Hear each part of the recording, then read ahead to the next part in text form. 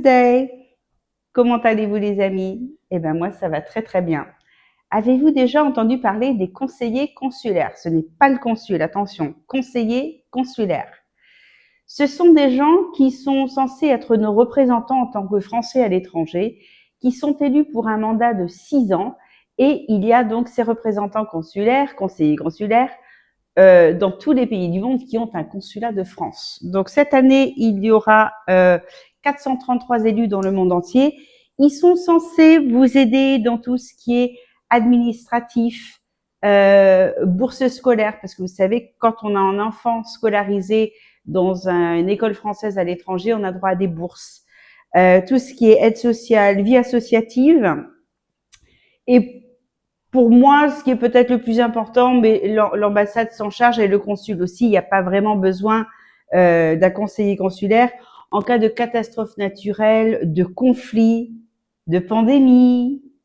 Donc, si vous souhaitez voter cette année, quel que soit le pays étranger dans lequel vous résidez, il faut s'inscrire sur les listes avant le 24 avril. Donc, dépêchez-vous de courir vous inscrire demain si ce n'est pas fait. Moi, je suis inscrite directement en tant que résidente au Cambodge enregistrée auprès du consulat. Ceci dit, je ne compte pas voter, je vous expliquerai pourquoi après. Le vote sur Internet va se faire du 22 au 27 mai et dans les urnes le 31 mai.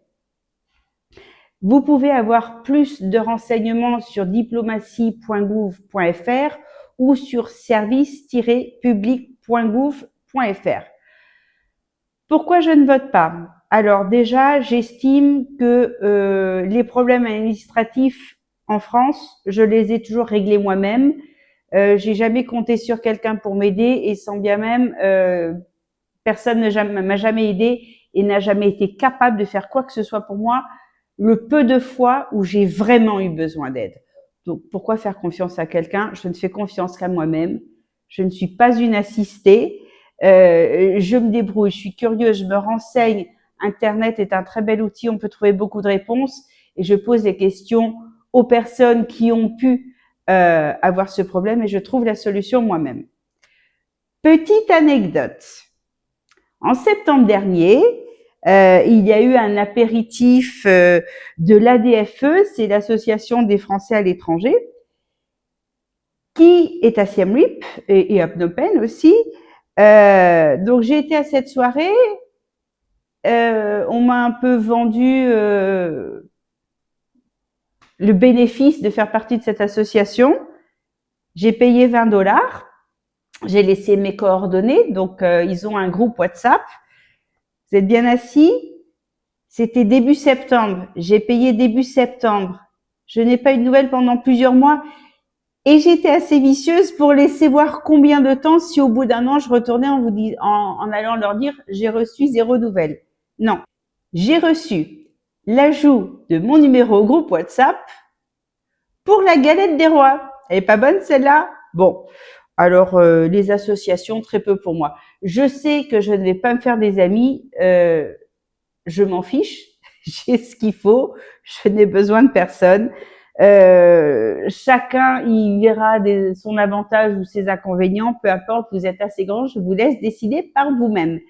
Si vous avez besoin de renseignements, vous pouvez très bien rentrer facilement en contact sur les groupes Facebook avec les gens qui résident à l'étranger, qui ont peut-être eu des problèmes pour le calcul de leur retraite, pour les premières indemnisations. Je sais que ça traîne, en général, ça prend plusieurs mois.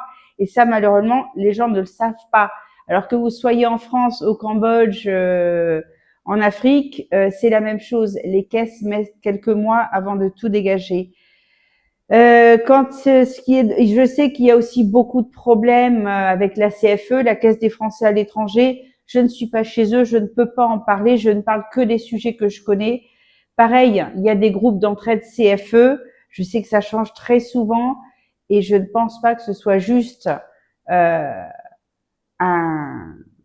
conseiller consulaire qui pourra vraiment vous dépatouiller tout ça. À savoir qu'ils sont quand même rémunérés un petit peu. Bon, c'est pas énorme, hein, mais c'est sûr que là, ça leur prend du temps.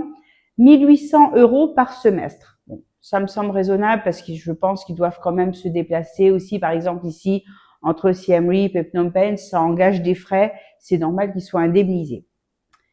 Mais ceci dit, sont-ils vraiment nécessaires? Sur ce, je vous souhaite une excellente semaine et je vous dis à dimanche prochain les amis. Bye bye.